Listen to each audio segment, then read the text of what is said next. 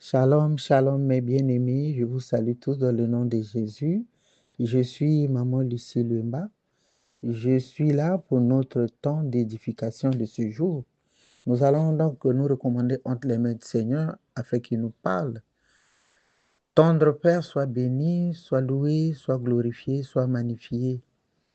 Nous venons te dire merci pour ton amour infini. Nous venons te dire merci, toi qui nous as aimés le premier. Merci Jésus pour tout ce que tu réalises dans nos vies. Merci Jésus, car si nous sommes encore en vie aujourd'hui, ce n'est pas ta grâce. Que la gloire te revienne, éternel.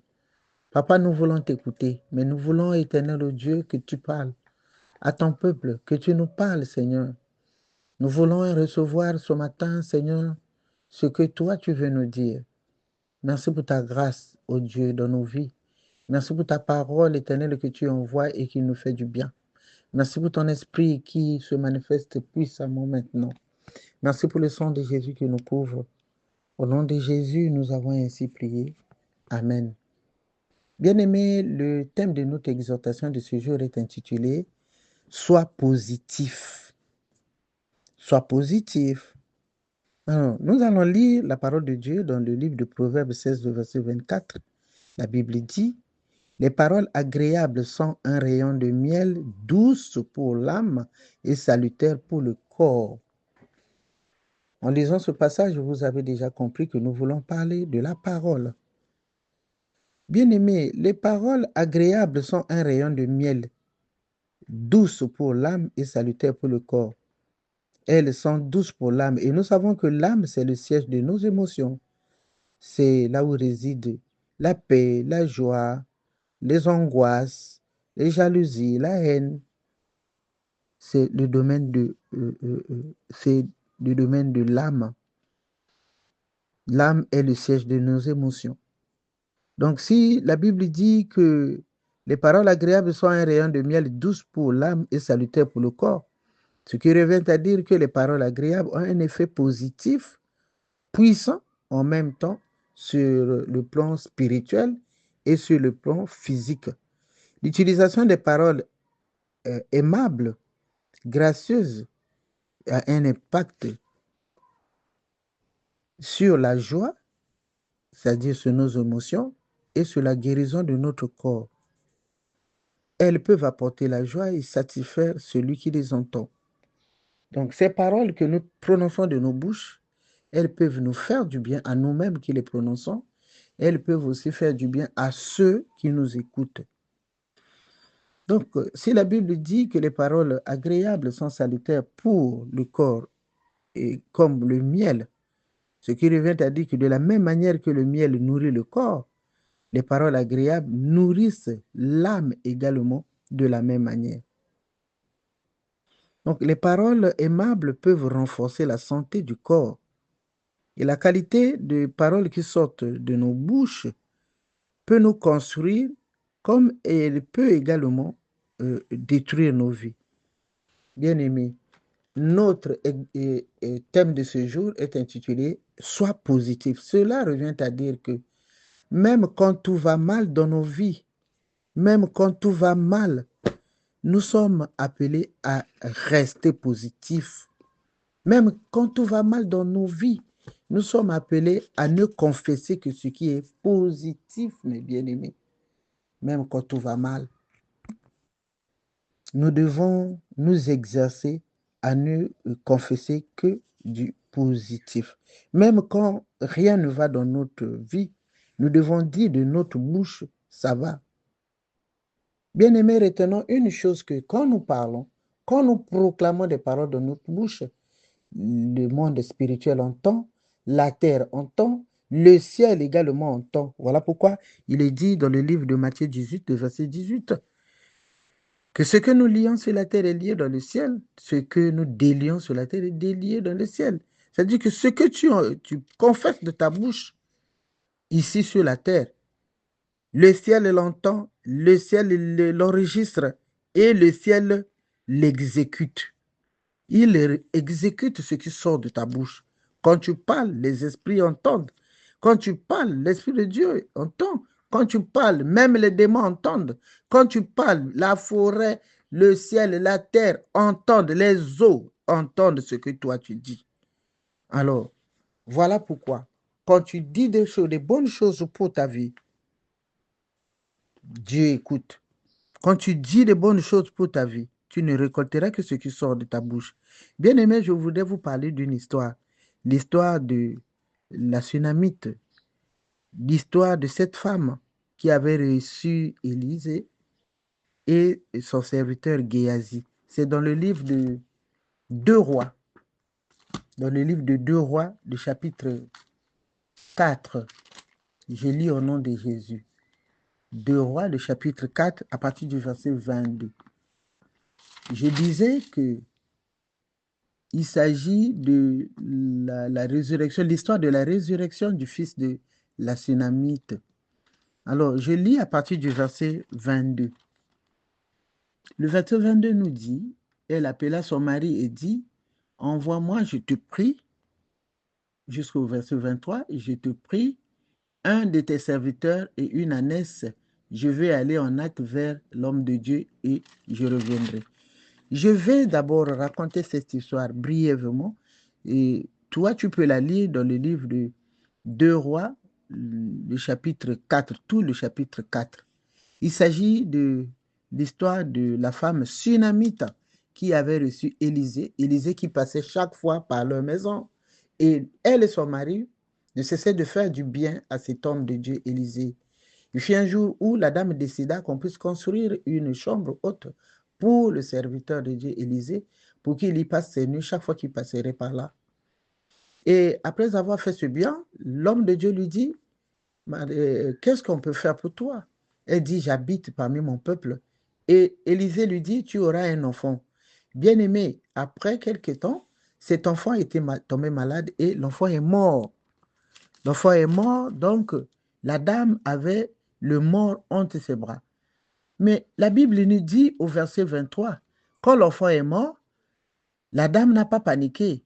Mais plutôt au verset 22 que nous venons de lire là, elle appelle son mari et dit à son mari, est-ce que tu peux m'envoyer des serviteurs et une ânesse? Je vais aller en hâte vers l'homme de Dieu et je reviendrai. Et son mari lui dit, pourquoi veux-tu aller aujourd'hui vers lui? Ce n'est ni une nouvelle lune, ni sabbat. Elle répondit, tout va bien. Bien-aimé, cette dame avait son enfant mort et l'unique enfant qu'elle n'a jamais eu de sa vie, elle n'a fait que cet enfant. Et dans ses bras, il y avait cet enfant mort. Mais elle dit de sa bouche, tout va bien. Quand son mari lui demande, elle dit, tout va bien. Nous avons dit que le thème de notre exhortation, c'est rester positif. Rien ne va dans sa maison parce que l'unique enfant de son mariage est décédé et dans ses bras, rien ne va. Bien aimé, quand la mort est là, on ne peut pas dire tout va bien. Quand la mort est là, tout s'arrête parce que la mort, c'est l'irréparable. Mais cette dame, quand son mari l'appelle pour lui demander, elle dit tout va bien. Pendant ce temps, l'enfant est mort. Bien aimé, la Bible nous dit que cette dame a scellé ses ânesses et elle est partie vers chez Élisée. Alléluia, mes bien-aimés. Quand elle est partie vers chez Élisée, elle avait son enfant malade, pardon, son enfant mort dans la maison. Mais arrivée chez Élisée, au verset 24,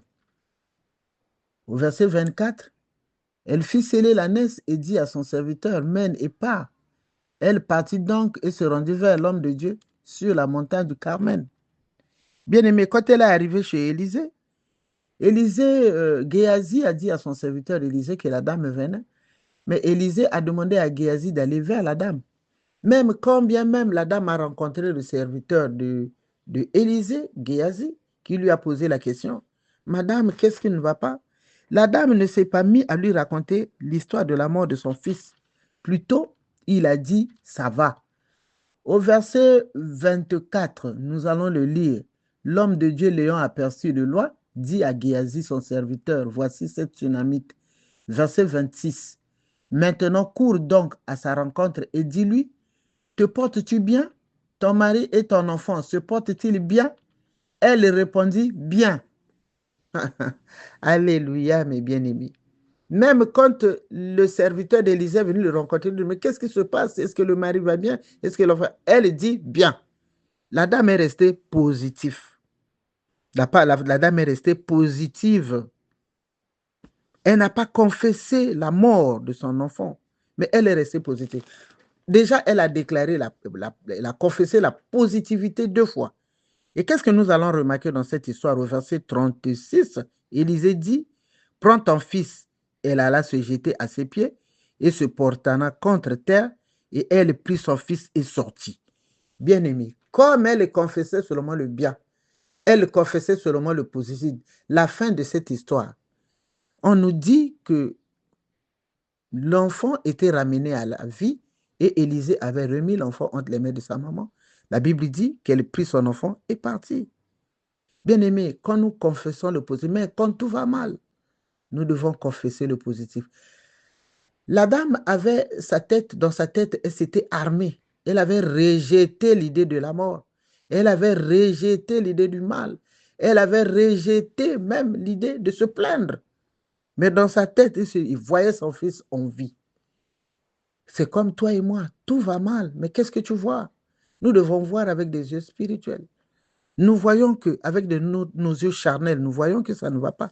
Nous voyons que la mort est là, mais avec nos yeux spirituels, nous voyons la vie. Nous devons nous efforcer à voir la vie. La dame n'a pas réalisé dans sa tête que l'enfant était mort. Plutôt, elle a réalisé que son fils était en vie. Et finalement, l'enfant était ramené à la vie. C'est pour dire, bien-aimé, que ce que la dame a confessé de sa bouche a affecté la vie de son fils. Donc, ce que toi et moi, nous confessons de nos bouches, ça affecte nos vies. Voilà pourquoi, dans le livre de Proverbes que nous venons de lire, notre texte de base, on dit que les paroles agréables sont salutaires pour l'âme et le corps. Les paroles agréables de cette dame ont été salutaires pour le corps de son fils qui est revenu à la vie. Alléluia. Même quand ça ne va pas, dis ça va. Cela terrifie le monde des ténèbres, mes bien-aimés. Bien-aimés, ceux qui nous envoûtent, ceux qui ne nous veulent que du mal, ils reviennent toujours pour poser la question, est-ce que ça va?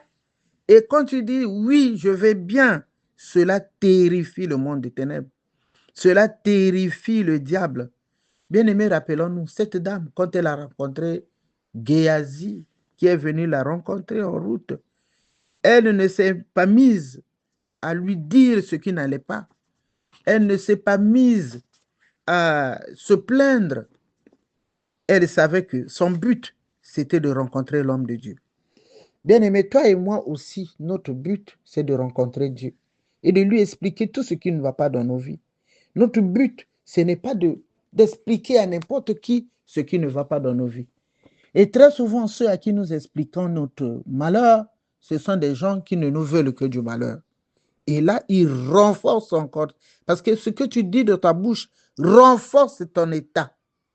Le psaume 142, le verset 3 dit, « Je répands ma plainte devant lui, je lui raconte ma détresse. » Bien-aimé, je répands ma plainte devant Dieu.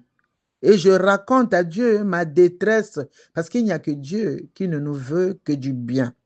Mais les gens à qui nous racontons notre vie, les gens à qui nous racontons notre malheur, très souvent, ce sont des personnes qui veulent que nous demeurions dans le malheur. La négativité, mes bien-aimés, affecte la vie. Si tous les jours tu confesses la négativité, cela se réalisera dans ta vie. Il y en a qui disent, ah, nous sommes venus dans ce monde pour accompagner les autres. Tu accompagneras aussi seulement les autres. Tu seras toujours derrière les autres. Ah, moi, je ne réussirai jamais. Et tu ne réussiras jamais, tu resteras seulement là, bien-aimé. Parce que dans ta bouche, tu ne confesses que ce qui est négatif. Alors, notre exhortation de ce jour, le thème dit, sois positif. Alléluia. Il y en a aussi qui disent, ah, moi, ma maladie là, la maladie est devenue sa maladie. Moi, ma maladie là. Bien-aimé, quand tu dis c'est ma maladie, elle restera tienne. Et cette maladie restera dans ta vie jusqu'à Chaque fois, tant que confesseras la négativité, ce sera toujours ta maladie. Par contre, mes bien-aimés, il y a des gens, quand tu le vois, il est très mal en point. Tu dis, ben celui-là, vraiment, il ne fera plus même un mois ou 2 mois. Mais quand tu lui dis, est-ce que ça va? Il te dit, je vais très bien. Alléluia. Et vous finirez par apprendre que cette personne, la santé de cette personne a été restaurée. Pourquoi? Parce que dans sa tête, la personne a dans sa tête la positivité. Il a bien armé sa tête et dans sa bouche, il ne confesse que la positivité. Cela finira par s'accomplir parce que tu es resté positif. Bien aimé, pendant que je parle, il y a un petit souvenir qui me revient dans la tête. Il fut, je ne sais pas, il y a 15 ans, 20 ans, je ne sais plus, j'hébergeais chez moi ma petite sœur. Moi, étant au foyer, ma petite sœur, notre dernière, était là également. Mais avec mon mari, on traversait des moments très difficiles et très compliqués. Vraiment, c'était des moments, on peut dire, la pauvreté là, la pauvreté était là. Et moi, quand je blague avec mes enfants, ainsi que ma petite sœur là, je leur dis, ah, il y aura un jour où moi j'arrive là dans ma voiture, je klaxonne et je vous dis, pipi, pipi, ouvrez le portail pour que je rentre avec ma voiture. Ma petite sœur s'est mise à s'éclater de rire. Elle regarde à ma vie, elle regarde à ma maison, elle regarde à ce que je suis, elle regarde à ce que nous sommes. Elle s'est éclatée de rire. Aïe, aïe, aïe, toi aussi, vraiment. Portail. Tu vas demander quand tu ouvres le portail, tu rentres avec la voiture. Alléluia, mes bien-aimés. Alors, plusieurs années après, quand tu revois un peu, tu regardes un peu en arrière, tu revois un peu ce que tu confessais de ta bouche et tu vois ce qui se réalise aujourd'hui, tu dis, non, les paroles ont un effet puissant dans nos vies. Ce que tu dis de ta bouche, bien-aimé, ça finira par arriver. Ce que tu dis de ta bouche, ça finira par s'accomplir. Bien-aimé, il ne suffit pas seulement de parler, mais aussi le réaliser dans sa tête. Parce que quand nous disons sois positif, c'est vrai certainement que tu commenceras à être positif, tu vas commencer à proclamer le bien pour ta vie, mais est-ce que ça se trouve dans ta tête? Il faut que cela soit aussi dans ta tête. Tu proclames le positif de ta bouche, mais fais un effort de t'armer de positivité dans ta tête. Il faut que de la même manière, ce que tu dis de ta bouche, que tu le penses aussi dans ton cœur, que tu le penses aussi dans ta bouche. N'oublions pas que c'est de l'abondance du cœur que la bouche parle. Il faut que dans notre cœur, nous réalisons que malgré cet état de choses, malgré ce que je vis aujourd'hui, la situation finira par s'améliorer. Il faut que nous puissions le réaliser. Quand nous le réalisons dans notre tête, nous finirons par confesser des bonnes choses. Parce que vous allez remarquer dans la vie, les gens qui confessent les négativités ne confessent que les négativités parce que ça se trouve dans leur cœur. Alors quand tu as l'habitude de confesser ce qui est positif, ta bouche ne fera que bénir ta propre vie, tu bénis les enfants, tu bénis les personnes que tu rencontres, tu bénis tous ceux qui sont dans ton entourage. Parce que Jacques 3, le verset 11 dit, la source fait-elle jaillir par la même ouverture l'eau douce et l'eau amère? Un figuier, mes frères, peut-il produire des olives et, ou une vigne de figues? De l'eau salée ne peut pas non plus produire de l'eau douce. Donc, il ne faut pas que dans notre bouche, que nous confessons le positif aujourd'hui, demain nous revenons encore sur la négativité. Quand tu écoutes la parole de Dieu, cela change ton esprit.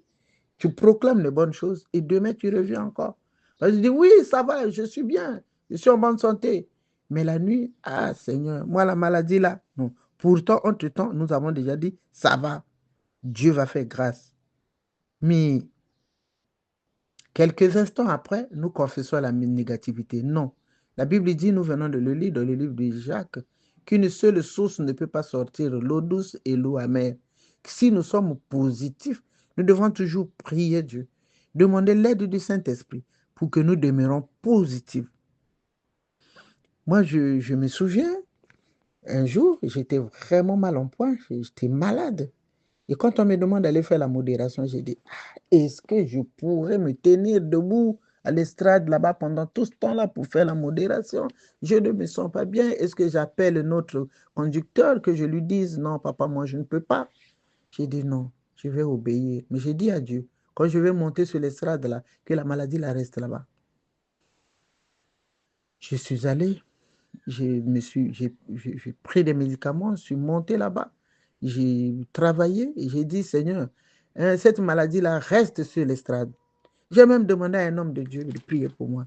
Alléluia, mes bien-aimés. Quand je descends de là, le soir, je me suis mise encore. Ah, moi, les douleurs là, quand on te demande non, les douleurs là, après, je me suis dit, mais pourtant, j'ai fait un pacte avec Dieu. J'ai dit que je te sers et que la maladie là reste sur l'estrade. Mais il fallait que je puisse bien armer ma tête et que je réalise dans ma tête que effectivement cette maladie est partie et que je le confesse aussi de ma bouche. Mais quand je suis descendu de là, il fallait que je continue à confesser de ma bouche, même si je ressens des douleurs, que je continue à confesser de ma bouche que je ne suis plus malade. Mais c'est ce que je n'ai pas fait. Nous ne devons pas être comme ça.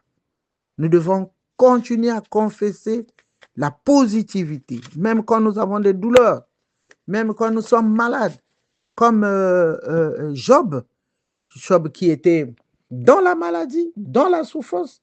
Mais la Bible dit qu'aucun mauvais mot n'était sorti de la bouche de Job. Et juste à ce que le Seigneur a restauré sa santé. Nous également, nous devons faire la même chose. Nous devons rester fermes dans notre position positive. Nous devons rester fermes et nous devons rester positifs. Mais nous ne devons pas vaciller tantôt positif, tantôt négatif, comme moi je l'ai été la fois dernière quand j'ai fait la modération. Et après, je me suis dit, ah, mais la douleur là, j'ai oublié que j'avais dit à Dieu que cette maladie est restée là-bas. Il fallait que je continue à confesser. Parce que si j'ai continué à confesser de ma bouche que la maladie est restée là-bas, bien aimé, la santé, la bonne santé devait venir aussi automatiquement. Alors, c'est ce que nous disons de notre bouche là qui se réalise dans nos vies. À partir du moment où tu commences à refuser le mal, à refuser la maladie, à rejeter tout ce qui n'est pas bien, cela se produira. Parce que n'oublions pas, bien aimé, dans le livre de Hébreux 11, verset 1, on nous dit que la foi est une ferme assurance. Nous devons être fermes. Notre foi ne peut pas vaciller d'un moment à l'autre. Nous devons être fermes. C'est une ferme assurance des choses qu'on espère. Nous espérons être en bonne santé. Nous devons être fermes dans notre espérance. Notre foi ne doit pas vaciller. Ça ne doit pas diminuer. Ça ne doit pas aller du positif au négatif. Non. Bien aimé, sachant que Dieu exauce notre foi, notre assurance à croire que ça va aller, c'est ça du Seigneur. C'est ça ce que le Seigneur exauce. La Bible dit, dans ce même passage que nous avons évoqué, que c'est une ferme assurance des choses qu'on espère, mais une démonstration de celles qu'on ne voit pas. Bien aimé, une démonstration. Ça dit que je suis malade, j'ai mal, mais je démontre que je n'ai pas mal. Et je le confesse de ma bouche. C'est comme ça que nous obtenons la victoire. Tu vois une personne qui est chétive, à l'œil nu, tu vois que ça ne va pas, me dire non, ça va. Moi, ça va bien. Je suis bien. Je n'ai pas de douleur. Quand bien même qu'elle voit les douleurs, comme la femme Sunamite, elle voyait son enfant déjà mort, mais elle confesse de sa bouche que tout va bien.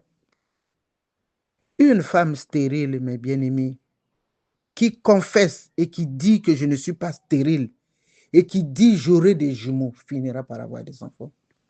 Une femme stérile, et même quand bien même à l'hôpital, quand bien même les médecins l'ont déjà déclaré stérile, je connais des dames déclarées stériles, même par la médecine, mais elle dit non, moi j'aurai des enfants, je ferai des enfants, j'aurai des jumeaux.